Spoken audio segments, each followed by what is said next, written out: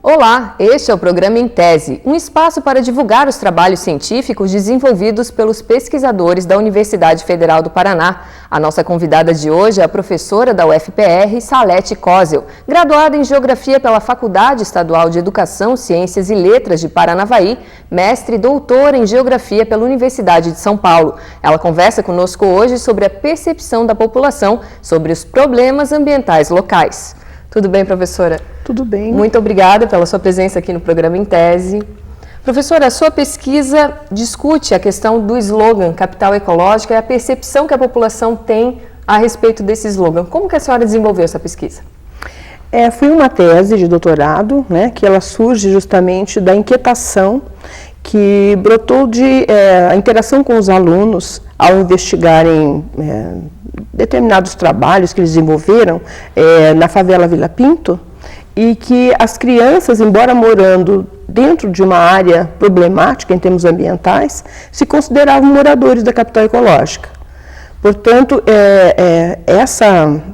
esse fato, ele gerou, nos inquietou a tal ponto, né, que gerou a necessidade da gente poder estruturar uma pesquisa e que gerou a tese, na verdade, né, a partir dessa colocação dos alunos em relação aos pesquisadores dali que estavam dando aula, né, e trabalhando dentro da Vila Pinto com o projeto, e essa colocação das crianças, né. Quais os instrumentos que a senhora utilizou para poder verificar a veracidade desse slogan na prática? Sim, então eu me utilizei dos mapas mentais, que vem originado dos mapas cognitivos da psicologia, mas na geografia eles têm um enfoque mais forte com Peter Gould, né, que trabalhava com a investigação dos caminhos, das preferências das pessoas, né, e eu achei que seria uma boa metodologia para nós tentarmos investigar qual seria a percepção dos curitibanos a respeito da capital ecológica, uma vez que o marketing muito pesado em cima desse slogan, né, se difunde pelo Brasil afora. E o que a senhora conseguiu apurar?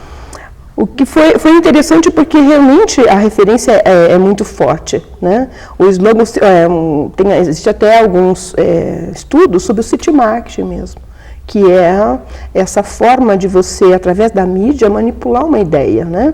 Quer dizer, era importante para um determinado grupo político de Curitiba, passar essa imagem do ecológico de uma forma tão intensa, né?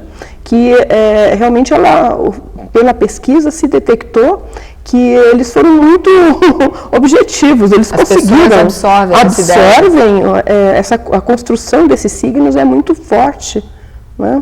A tal ponto de nós percebermos, porque a pesquisa ela foi desenvolvida com vários grupos, né? Então, um grupo de alunos de escola de ensino fundamental, assim, na faixa até 16 anos, aqui em Curitiba, uma outra faixa só com acadêmicos, tanto alunos como professores e pesquisadores, né? Uma outra faixa que eu chamei de gerais, que seriam pessoas que nada a ver com educação, né? Pessoas, né, de outras profissões, e um quarto grupo parâmetro que foram de pessoas que não moram em Curitiba e algumas que inclusive nunca vieram a Curitiba. E tem essa ideia da capital ecológica. Fora daqui, né? Então, em outros estados, em outras cidades. Então, foram um universo de 120 pessoas, sendo cada grupo desse constando 40 elementos, né? 40 pessoas.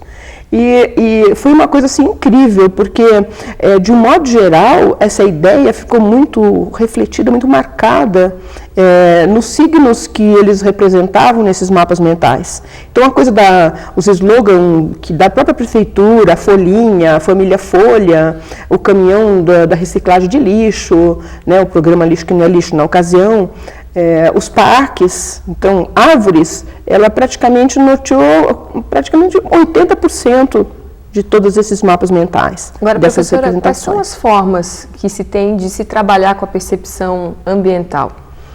Eu tenho investido tanto na tese como uma disciplina que eu ministro na universidade, no curso de Geografia, que é a percepção geográfica, né, ambiental, eu tenho me detido aos mapas mentais e também às entrevistas, né?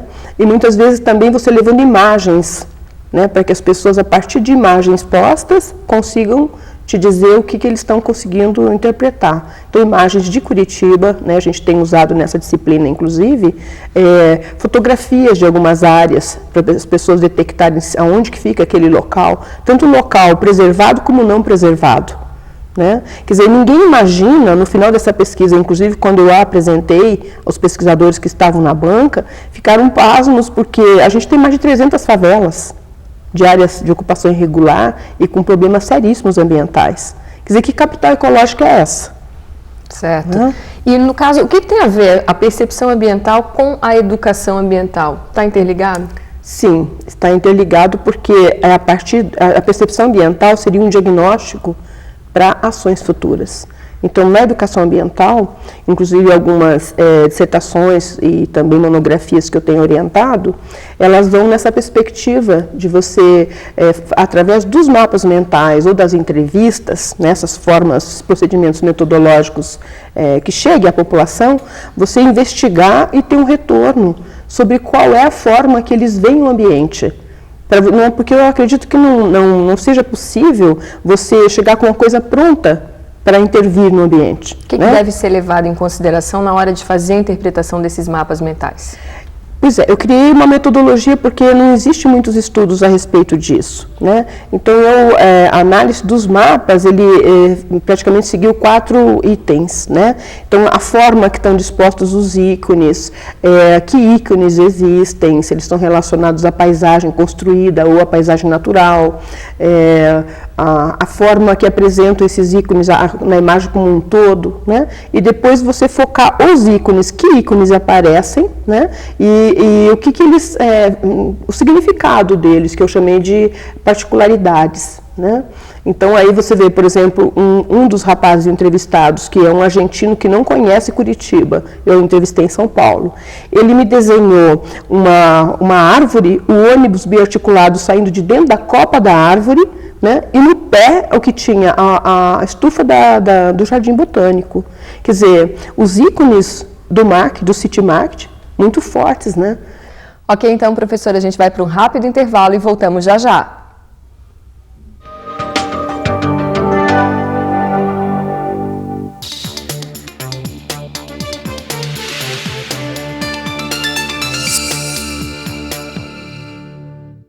Não estraguem os livros de nossas bibliotecas.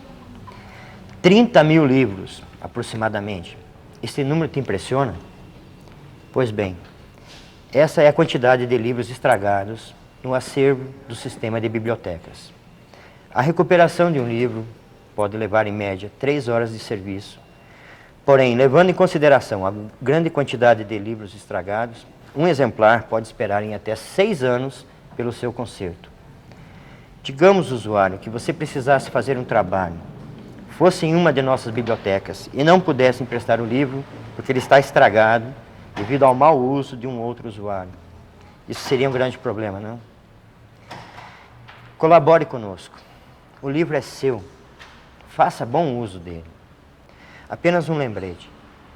Não tente recuperá-lo usando grampos, fitas e demais materiais colantes. Isso pode danificar ainda mais o nosso acervo.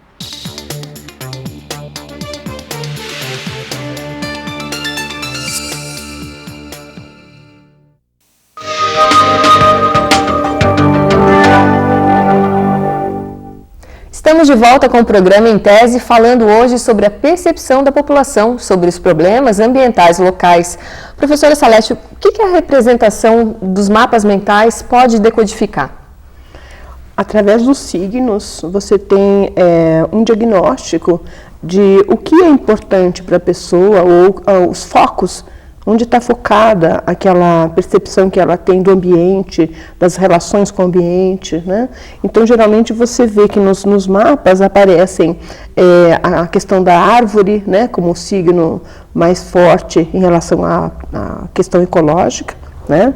E quando a degradação ambiental, você vê que existem, eles colocam latas, pedaços de madeira, até pedaços de sofá apareceram desenhados dentro do rio, né? Então, pequenos ícones que vão ser os responsáveis para entendimento, o diagnóstico daquilo que você está tentando investigar. Quais os mapas mais interessantes que a senhora conseguiu detectar na sua pesquisa? Bom, a metodologia que eu criei para a interpretação, justamente para chegar a esse nível de diagnóstico da percepção das pessoas em relação à questão ecológica em Curitiba, tendo em vista o slogan, né, que foi criado pelo poder público.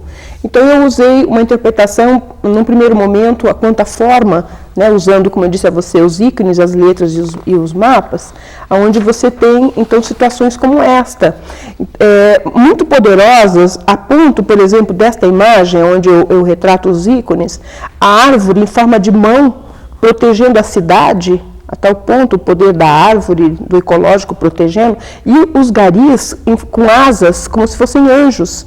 Quer dizer, o máximo da coisa da limpeza, da organização.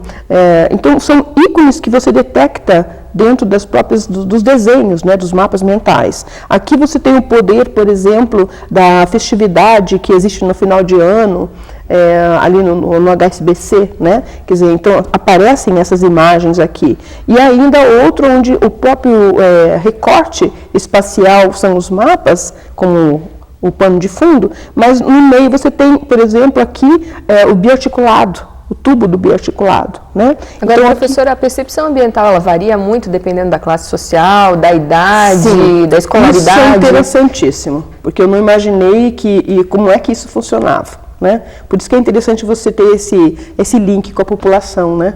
Os trabalhos científicos sem uma análise empírica junto ao povo, fica difícil de você teorizar até, né? Então, o grupo mais crítico foram os dos adolescentes. Então, até o ponto de que um menino de 14 anos, ele me coloca a ideia de Curitiba Capital Ecológica, uma mancha, a metade branca, a metade preta. Outro coloca apenas uma TV, só na mídia. Né? Então, esses tipos de mapas mentais só apareceram no grupo de adolescentes. Por que isso será? Eu acredito que eles têm uma visão mais crítica da realidade. Independente de escolaridade? Independente da escolaridade, porque esse grupo de amostragem tinham tanto criança de escola pública, de 11 anos, 12 anos, como também de escolas particulares conceituadas aqui na cidade. Então, mas de modo geral, apareceram as imagens mais críticas em relação a essa questão do slogan. Agora, e a mais alienada foi a particular, né? A geral, que eu chamei de geral. Quer dizer, a população em geral. Isso, outras profissões que não ligadas à educação. Agora, o que deve ser levado em conta na hora de se fazer a interpretação desses mapas mentais? Aí foi por isso que eu criei essa metodologia, porque não existe uma forma de analisar, inclusive muitas vezes, devido à subjetividade que existe, né, o olhar do pesquisador, ele também interfere, porque de certa forma é a tua visão de mundo que está perpassando, né? Quer dizer, com que olhar você está interpretando esses ícones? Quer dizer, ele reflete um momento social, ele reflete uma perspectiva de vida, né? E esse olhar precisa ser, então, mensurado, né? Para você poder chegar à tabulação de coisas. Então, imagine você colocar numa tabela ícones, né? Então, é uma coisa bastante complexa. É uma avaliação subjetiva, né?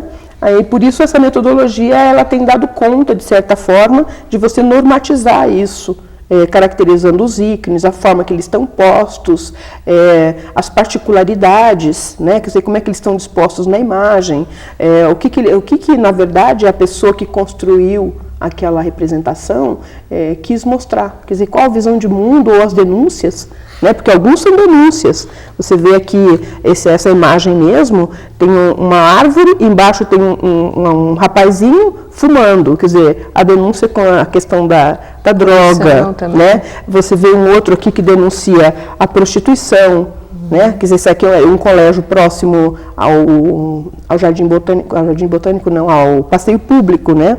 Então aqui a capital ecológica, a prostituição e o carrinheiro, né? Então esses aqui foram adolescentes, né?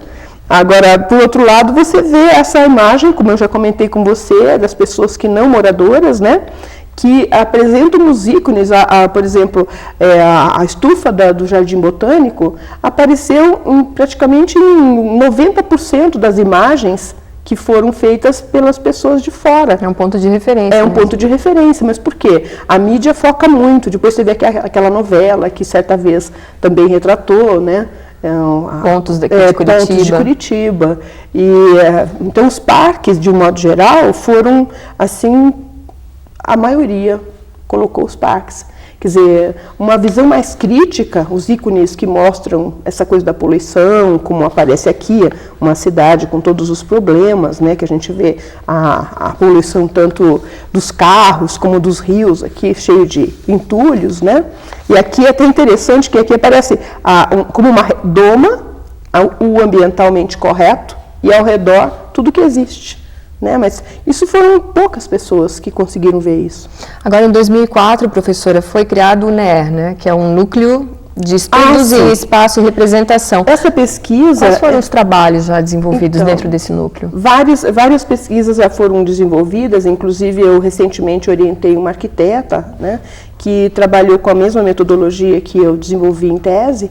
E foi muito interessante você ver, quer dizer, o poder dessa metodologia dos mapas mentais, né, enquanto diagnóstico para poder desenvolver ações ambientais, né, tendo em vista a questão do ambiente, a melhoria. Porque não dá, como eu disse anteriormente a você, para você pensar um projeto para melhorar a qualidade de vida ou aquilo, melhorar um ambiente, sem que a população estivesse envolvida. Né?